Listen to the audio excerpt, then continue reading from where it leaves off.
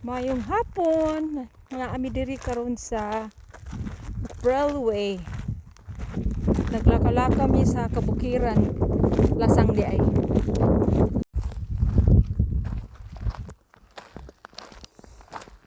Naglakaw-lakaw mi kay para exercise, i-enjoy sa ang kainit sa panahon kay dili na pirmi ingonani. Ubos sa kayo what I mean is mubo kayo ang summer diri sa namo diri. Lucky na kay mi og makaabot ning 3 ka buwan. Hawa mong view nindot kay na miss kalasangan.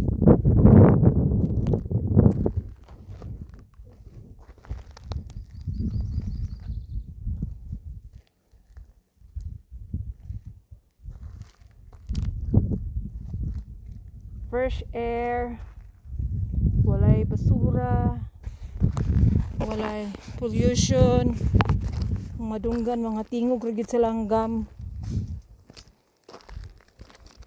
Very beautiful. Talagdag ko ng kahoy.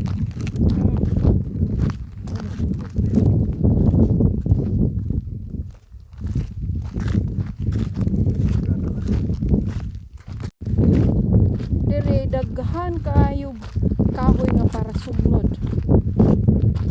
sa atoa sa Pilipinas. Perti ka mahal, problema pa. Dire ang problema kung unsaon paghurot yung perting daghana.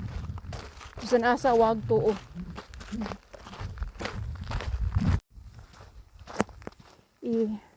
Pakita na ko ninyo guys.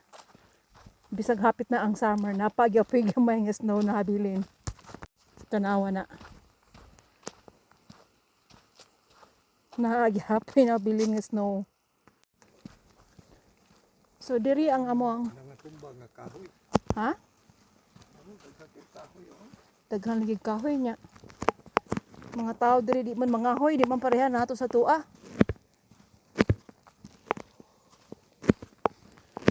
Kung diri ang amoang destination kung gusto kag walking o niya fresh air, mingaw, walay tao, walay mga sakyanan, hindot kaya ni diri.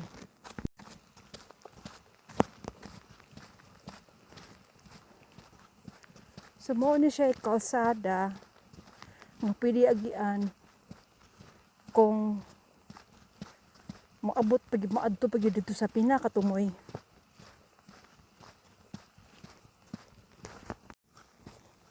Okay, bye for now. We'll see you sa among next adventure. Bye!